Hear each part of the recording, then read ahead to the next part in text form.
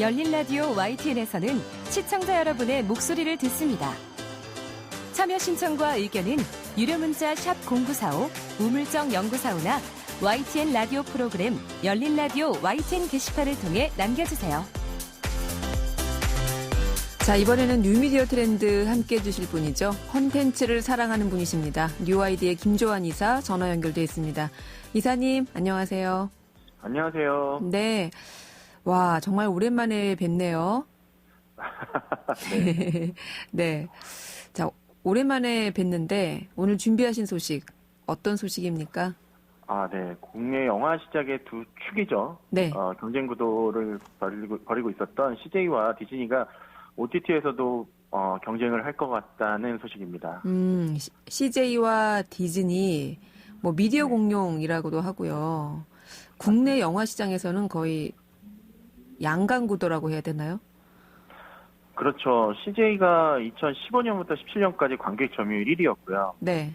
2018년부터 19년까지는 또 디즈니가 1위를 달리면서 누가 30%를 가져가느냐 할 정도로 왔다 갔다 했는데 코로나 이전까지는. 그렇죠. 2009년에 두 영화 배급사 합치면 50%가 넘었었어요. 2019년에. 네, 근데 뭐 우리가 아는 천만 대작들이라고 하는 뭐 겨울왕국 2나 네. 기생충 모두 다 그들의 배급이었고요. 근데 네. 아시겠지만 두 회사 다 환경적인 요인으로 작년에는 어려움을 겪었습니다. 네, 영화계에서는 그야말로 두 거대 맞수라고 표현할 수 있겠는데 CJ와 디즈니. 그런데 이 디즈니 플러스의 국내 출시가 가시화되면서 OTT 콘텐츠의 경쟁도 두 양사가 가속이 붙을 것 같다. 이런 전망이 있던데요. 네. 본격적으로 이제 디즈니 플러스가 런칭을 하반기에 한다고 하죠. 그래서 네. 그 전에 월트 디즈니 컴퍼니는 디즈니 코리아 대표와 디즈니 플러스 포함해서 사업부 총괄에 대한 인사들을 이제 지정하면서 정비를 했고요. 네. 그리고 디즈니 플러스가 주요 지식 재산 IP를 활용해서 오리지널 콘텐츠를 계속 내놓고 미국 내에서는 이미 벌써 1억 명을 넘겼다는 발표가 났었습니다. 이게 엄청난 속도거든요. 네.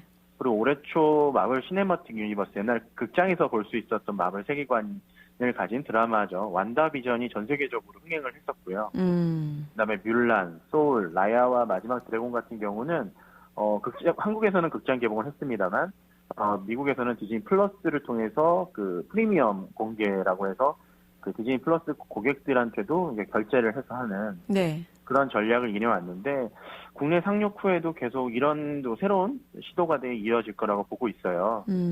그리고 이제 디즈니 플러스의 국내 오리지널 콘텐츠에 대해서는 아직 정확하게 공개된 건 없지만 뭐 이제 투자한다는 소식도 들리고 있고요. 네. 뭐 1,000만 관객을 이끌어낸 디즈니와 그리고 넷플릭스의 공격적인 국내 투자를 볼 때 국내 공식 출시 후에는 뭐 오리지널 콘텐츠 라인업도 상당히 추가될 거라는 소식이 있습니다. 네, 디즈니사에서 공식적으로 출범한 OTT 서비스가 디즈니 플러스인데 네. 여기까지는 이제 디즈니 플러스 얘기고 CJ도 사실 티빙이라는 OTT가 있잖아요. 그렇죠. 네. 이제는 되게 어색하지만 전 세계에서 맹위를 떨치고 있는 넷플릭스가 한국에서도 국내 OTT 사용자 수 1위입니다. 네. 1,000만 명이 쓰고 있다고 해요. 지난달 기준으로. 네. 그리고 2위가 웨이브인데 웨이브. 한 395만 명. 근데 이제 3위가 티빙입니다. 265만 명이고요. 네. 그래서 이제 디즈니 플러스 아직 런칭 안 했으니까 어떤 숫자가 나온 건 아니지만 이제 3위에 안주하려고 하지는 않는 것 같아요. 올해 최근에 발표한 내용에 따르면 3년간 콘텐츠 제작에, 그러니까 이제 티빙 기반으로 한 콘텐츠 제작에 4천억 원을 투자한다는 계획을 발표했고요. 그래서 국내 로컬 시청자들 요구에 맞는 콘텐츠 제작이 이루어질 거다라고 하면서 올해만 20개 이상의 오리지널 드라마를 프로그램을 런칭할 계획이라고 했습니다. 네. 벌써 1월 달에 첫 오리지널 콘텐츠가 나왔어요. 여고 추리반이라고. 여고 추리반. 네. 티빙 내에서 인기 동영상 순위 1위를 기록하면서 시즌2를 준비 중이라고 합니다. 그리고 네. CJ가 또 영화, 아까 이제 이 얘기에 이제 결부돼서 그 투자 배급한 텐트폴 영화죠. 서복을 극장과 티빙에서 동시 개봉 예정입니다. 4월 CJ도. 네. 그렇군요.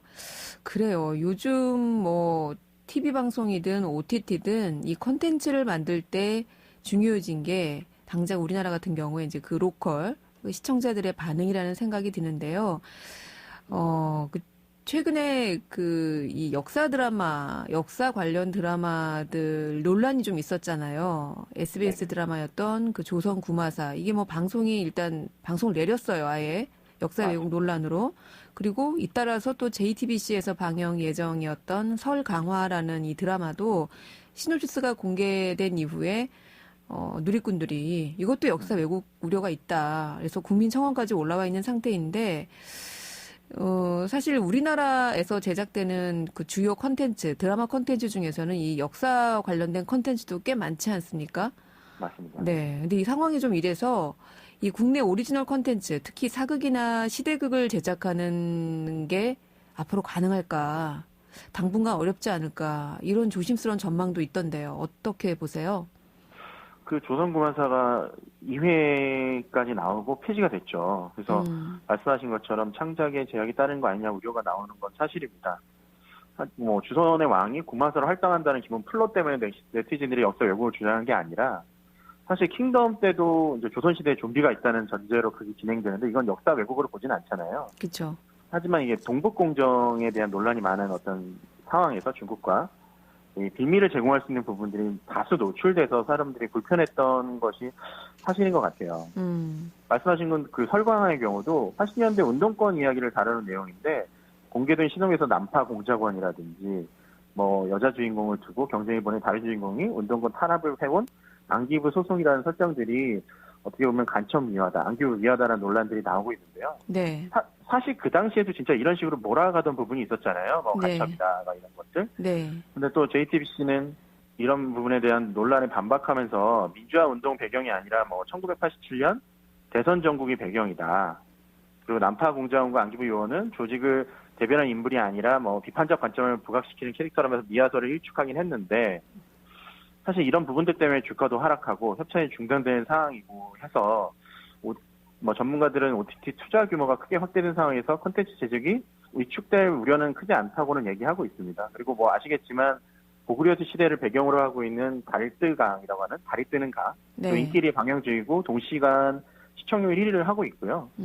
KT 시즌 같은 경우도 최초 미드폼 드라마나 한국 최초의 사극 히어 웹드라마 같은 뭐 다양한 시대극 지평을 넓혀가는 걸 제작하고 있어서 또 KBS도 대하사극을 부활시킬 것이라는 또 검토도 하고 있거든요. 네. 뭐 유튜브라든가 이런 플랫폼에서 예전에 만들었던 사극을 계속 시청하는 움직임들도 보이고 있어서 이런 부분에 대한 니즈는 있다라고 생각을 하는 것 같습니다. 네.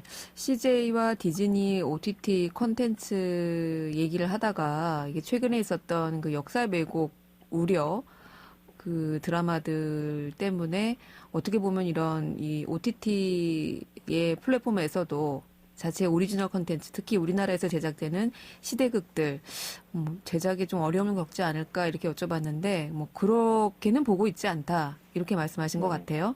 근데 뭐 이런 우려랑 시청자들이 꼼꼼하게 보고 있다는 건 정말 사실인 것 같은 게 드라마 최근에 이제 화제 드라마죠. TVN에서 방송하고 있는 빈센조 같은 경우도 네. 그 PPL이 논란이 좀 됐었죠. 왜냐하면 이제 PPL 자체를 논란하는 경우는 없는데 이게 중국의 한국식 비빔밥 회사의 그 PPL이 나오면서 네. 논란이 나왔고 VOD에서 그 부분을 삭제하기도 했고요. 이런 배경으로 하면 뭐 김치나 한복, 비빔밥 땀 등이 중국의 것이라고 이제 주장하는 그 반중 정서가 심화돼서 네. 그 뭐 향후에는 중국 원작 드라마 같은 경우 제작이 어렵지 않을까 하는 우려 등을 존재하는 것은 사실입니다. 네, 그래요. 사실 최근에 이 중국과의 그 역사 왜곡 논란 이런 것들 때문에 연관된 것들이 계속 문제가 되다 보니까 이게 이슈가 됐었는데 앞으로는 사실은 컨텐츠 제작할 때도 참 뭐 어려움은 없을 거다라고 얘기하셨지만 제작자 입장에서는 정말 꼼꼼히 봐야 될 게 많은 것 같다 이런 생각은 좀 하게 됩니다. 왜냐하면 이제 사이즈가 점점 커지고 있는데 작품의 사이즈가 커지고 있는데 네. 그거에 대한 제작비 충당을 국내에서만 할 수 있는 건 아니거든요. 그렇죠. 그렇죠. 해외에서 유통을 하려고 하면 뭐 예를 들어 큰 OTT라든가 아니면 중국 플랫폼의 도움을 받아야 되는 경우들이 나오다 보니 네. 사실 그런 입김들이 사실 컨텐츠 제작에 좀 영향을 끼치는 게 아닌가라는 생각들이 들고 그런 부분들 말씀하신 것처럼 따지다 보면 또 좋은 컨텐츠를 제작하는 여건이 좀 더 악화되는 거 아닌가라는 생각도 듭니다. 네, 어떻게 보면은 국내에서 그 수급할 수 있는 어떤 자본의 한계점이라고 해야 될까요? 그런 것들 때문에 중국이나 뭐 베트남, 뭐 말레이시아 이렇게 해외를 타겟으로 한 컨텐츠들도 많이 생겨나고 있다고 제가 들었어요. 네네. 근데 그런 데 있어서 진짜 역시나 이런 부분들이 많이 좀 고민해야 될 지점이 아닌가 이런 생각이 듭니다. 자, 마지막으로 오랜만에 화제 영상 소개해 주셔야죠.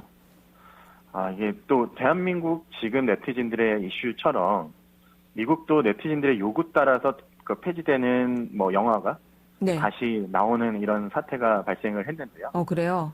네, 뭐 HBO Max를 통해서 공개된 그 잭 스나이더의 저스티스 리그가 그 좀 화제의 영상입니다. 네. 무슨 일이 있었던 거예요? 저스티스 리그라는 영화는 들어본 적 있으실 거예요. 네, 그게 네. 히어로들이 4년 전에 네. 개봉한 영화예요. 네. 네.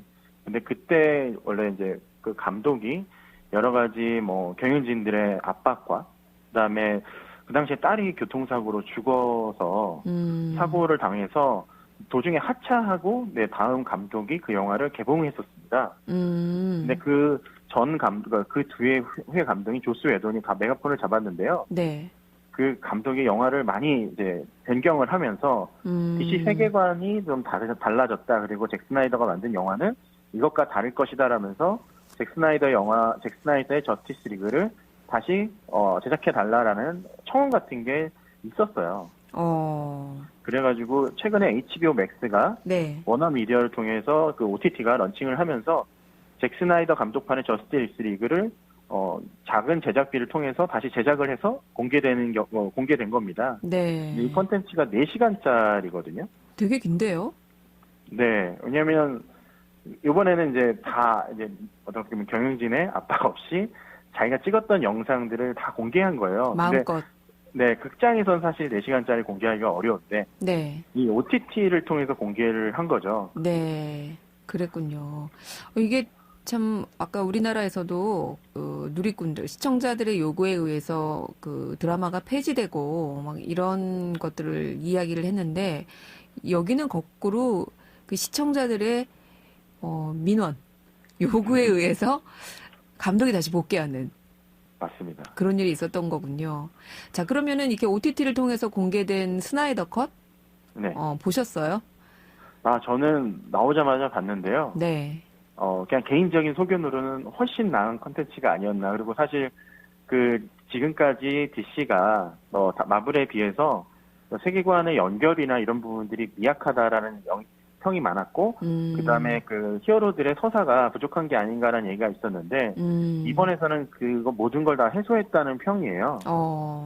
그래서 뭐 예를 들면 사이보그 같은 경우는 극장판에서 존재가 좀 드러나지 않는데, 네. 거기서는 핵심 인물로 나온다든지, 네. 아니면 뭐 플래시가 이제 그냥 개그 캐릭터가 아니라 굉장히 중요한 역할을 한다든지 이런 부분들이 나오면서, 네. 그리고 마지막 부분에 더 큰 위협이나 그리고 더 많은 히어로들이 좀 공개되는 부분들이 나오거든요. 네. 그러면서 뭐 많은 사람들이 재밌게 봤다고 하지만 또다시 다음번에 그 스나이더의 그 스나이더 버스라고 하는 스나이더 세계관을 부활시켜달라는 또 청원이 또다시 이어지고 있습니다. 지금도요?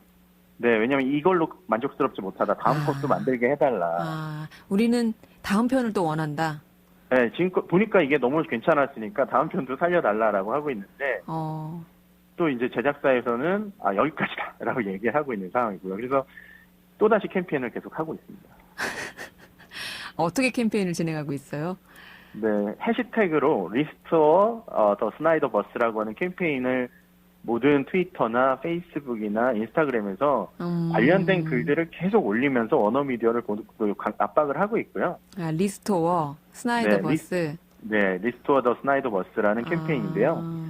벌써 100만 개 이상 트윗이 됐고요. 네. 서브웨이 공식 계정은 우리도 함께 참여하겠다라고 하면서 이런 트윗을 남기기로 하고 있고, 그다음에 더 락으로 유명한 배우도 블랙 아담이란 DC의 안티 히어로를 연기하기로 한 배우가 있거든요. 네. 그 사람도 뭐 같이 참여를 하겠다. 뭐 이러면서 이제 힘을 실어주고 있습니다. 배우까지. 네. 근데 이게 우리가 막 원한다고 해서 제작비가 들어가는데 이걸 막 네. 계속 만들어줄 수는 없잖아요. 그렇죠. 네. 원어사는 일단 저희는 됐다. 1편까지 됐다. 이렇게 왜 그렇게 그러냐면 네. 되게 크게 손해를 봤었어요, 원작이. 그러니까 원작이. 2017년에 개봉했을 때 굉장히 큰 손해를 봤고 지금 뭐 굉장히 큰 히트를 한다 하더라도 HBO Max라는 OTT에서의 반응인 것뿐이고요. 극장에서 뭔가 더 많은 돈을 벌고 이런 것들은 아니고 이미 2022년까지 DC 영화 라인업들이 결정이 되어 있습니다.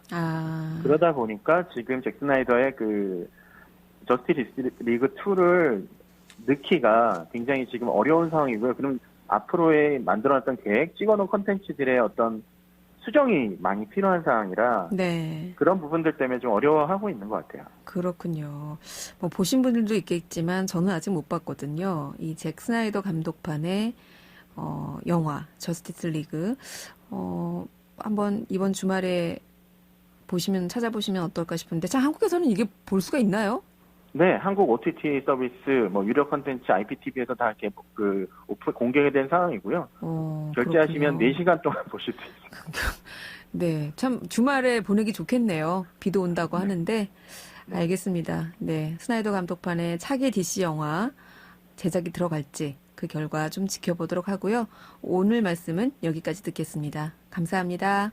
감사합니다. 네, 지금까지 뉴아이디의 김조한 이사였습니다. 진실을 전합니다.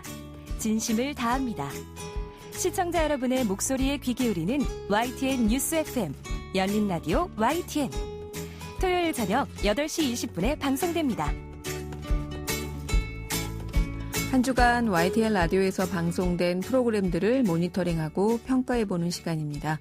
오늘은 박은하 시청자평가원 전화 연결돼 있습니다. 평가원님 안녕하세요. 네, 안녕하세요. 네, 이번 주에는 어떤 프로그램 모니터링 하셨습니까? 네, 이번 한 주는 이제 평일 9시 38분 등 이제 4차례 편성되는 생활법률 상담 프로그램이죠. 양소영 변호사의 상담소에 대해 살펴보았습니다. 네, 양소영 변호사의 상담소. 자, 어떤 내용부터 한번 짚어볼까요? 네, 우선 이제 프로그램 속의 한 코너일 수도 있는 이제 법률 상담을 독립적인 프로그램으로 편성해서 법적 문제가 담긴 사연으로 소개하고 법률 자문을 받아서 상황 극복을 도와준다는 자체가 새롭고 의미 있는 프로그램이라는 생각이 들었습니다. 법적 논쟁이 일어나는 문제에 처했을 경우에 전문가가 아니라면 누구나 소송 등의 분쟁 시작을 어디서부터 준비해야 할지 감을 못 잡을 것입니다. 또 이제 어떠한 정보를 알아야 하고 문제를 해결할 수 있을지 엄두가 나지 않을 거고요.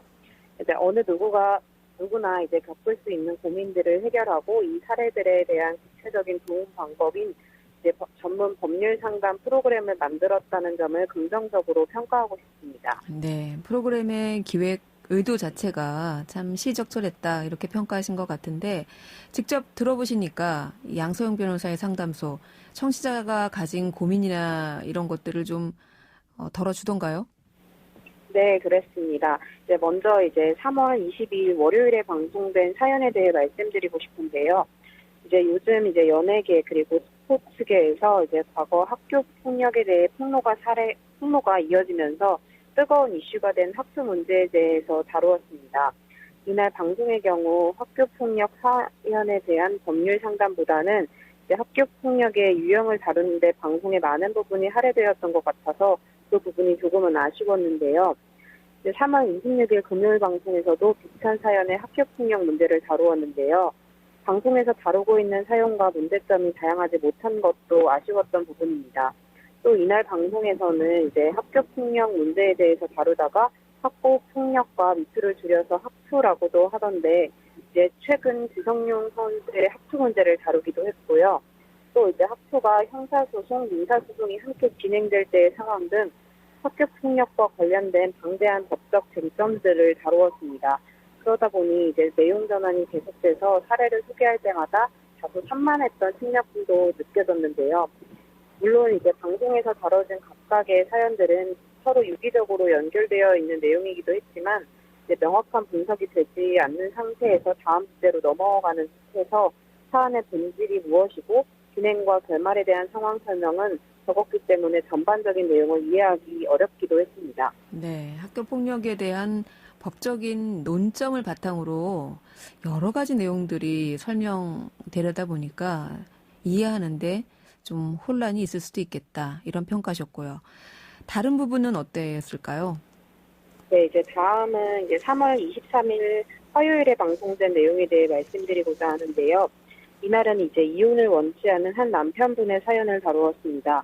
단순히 이제 사연에만 초점을 맞춰 상담을 진행한 것이 아니라 다양한 가능성을 열어두고 차후에 일어날 수 있는 일에 대해 폭넓게 상담을 해준다는 점을 긍정적으로 평가하고 싶은데요. 이제 구체적으로 이제 예를 들어서 이제 만약 아내가 생활이 어렵다면 부양료를 이제 청구하는 경우나 혹은 엄마가 아이와의 만남을 강제로 원한다면 면접 교섭 신청권을 청구할 수 있는지 등의 내용을 상담을 이제 다루었는데요. 상담을 신청한 것이 아니었는데도 미처 사연 당사자가 알지 못한 다른 부분까지 세세하게 자문을 도와주었고요. 상당히 준비가 잘 된 상담이라는 판단이 들었습니다. 네, 실제로 꼼꼼한 법률 상담이 이루어졌다, 이런 긍정적인 평가해 주셨어요. 마지막으로 살펴볼 부분이 있을까요? 네, 마지막으로는 이제 3월 25일 월요일 상담의 경우에 대해서 말씀드리고 싶은데요. 이때 방송의 경우 사연을 다루기에 앞서 연관된 법률 용어들에 대해서 설명해 주어서 법적 문제를 이해하기 쉬웠다는 점을 긍정적으로 평가했습니다. 용어 설명부터 이어진 게 상담 밖의 준비도 꼼꼼하게 구성하고 있다는 생각이 들었는데요. 예를 들어 특별 한정 승인 심판 청구, 승계 집행문 등 다소 생소하거나 어려울 법한 법적 내용들에 대해 설명해줘서 사연을 해석하고 이해하는 데 있어 원활히 했다고 생각합니다. 네, 오늘은 YTN 라디오의 생활법률 상담 프로그램이죠. 양소영 변호사의 상담소에 대한 시청자 평가원의 의견 들어봤습니다. 오늘 말씀 고맙습니다. 네, 고맙습니다. 예, 지금까지 박은하 시청자 평가원이었습니다.